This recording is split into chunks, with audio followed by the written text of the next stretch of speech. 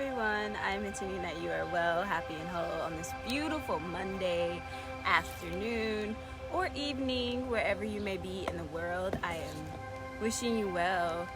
This reading is going to be for October 11th until the 17th. I'm going to be working with a few decks today, all Oracle energy decks. I'm going to be making some positions and seeing where we're at overall. I know that the weekend, or just the energy in general, has been like rest. Realize where you need to be actually focusing your attention and energy. Realize what is not helping you be happy and healthy in your life anymore. The Violent Flame.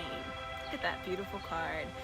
As we deepen our spiritual path, step out of illusory constructs and become empowered beings, life presents more opportunities to grow than before. Your sensitivity will be heightening, so it may be harder to spend time in places with certain energies.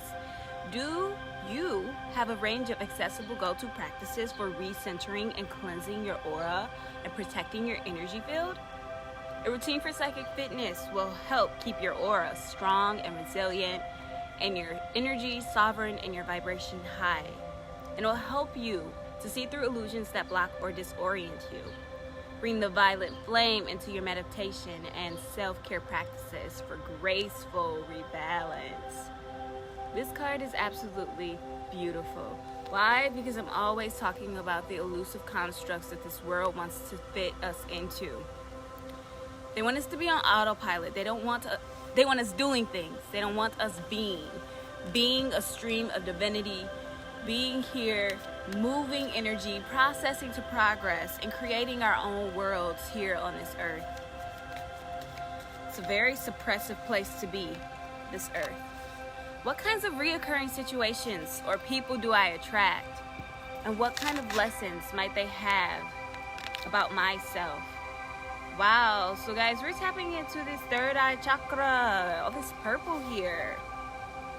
And the heart, green. Is there something in my life that makes me forget time while I'm doing it?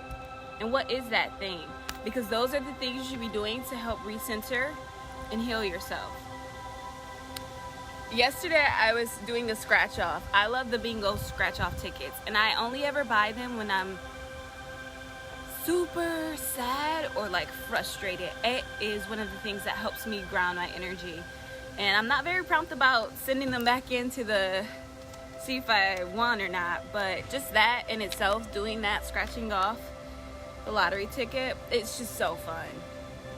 Oh yes, the power symbol, Felix Felicius. It's time to create serendipitous events for yourself. It's time for you to stop worrying about those constructs that they want us to fit in, and use your divine connection and use your divine wisdom and use the lessons that you've learned, that you processed to progress, to create these serendipitous events, these lucky moments, these moments that make you feel that the world and everything around you is working in your favor. That only happens when you're in a very self-loving, reflective state and way of being.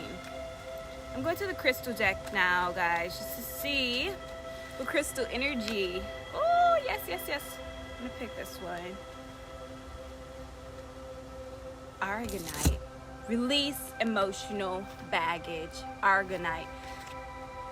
Guys, this is the energy I love to see. Why do I love to see this kind of energy? Because all you need to be doing, the things that you need to be doing in this life, are moving the energy that's stagnant in your being, are releasing emotional baggage and reflecting on the things that you've been through and the type of people you attract, those repetitive situations, those emotions that you're most frequent with. You need to be replacing those things, those feelings, those streams, with things that actually support you and that help you release that emotional baggage. It's time to lighten the load. Give yourself permission to acknowledge, process, and release any emotions that no longer serve you. Emotional baggage can manifest in different ways, such as shame, disappointment, anger, guilt, resentment. This is all part of human nature. But while these emotions may serve as protective barriers, eventually they can become heavy burdens that our spirits need to shed. Acknowledge and redirect these feelings in a healthier, more positive way. You alone have the power to pack away these emotions in order to move forward, unhindered and unencumbered. So this is a question for you guys. What negative emotions keep popping up for you that you've been ignoring? Those situations you keep finding yourself in that's not allowing you to connect with feeling in divine alignment with your purpose, with yourself, with your mission, and the things that you seek to have in this life. How would it feel if I stopped carrying that weight? And what's stopping me from letting it go? Here's an affirmation for you guys. I am light and free. Today, when a negative emotion surface, examine it. Consider where the emotion came from, then gently let it go without judging yourself. Why? Because if you judge yourself, what progress is that? I'm always so adamant about being constructive. It's so important to be constructive in everything that you do, especially when it comes to yourself. If you're constantly judging yourself and suppressing your emotions, the body systems are functioning automatically, aren't they? But they're functioning based off of what you feed, and that's that energy that you're vibrating as and putting in your body. That's why I feel like it's so important for people to be important for people not to consume other animals' flesh. I mean, if you can't eat it raw, you shouldn't be eating it at all. I said this to myself the other day. I was making salmon for my mom, and I'm like, if you can't prepare it yourself, if you can't eat it raw, you shouldn't have it at all. And I'm leaving us with the universe has our back. A beautiful affirmation. Through prayer and meditation, I create a ripple effect of peace in the world. I mean, there's been all purple. We got that, the Sacral Chakra, that orange energy, and that Aragonite releasing, letting go. And then we have here all this purple. It's time to become divinely connected to all. I don't care about what's happening in this world right now, because we are above what's happening in this world right now. We are not of flesh. We are of spirit, supreme domain over everything. And everyone's acting like, I don't know, like AIDS still doesn't exist. Like you still can't catch the kissing disease.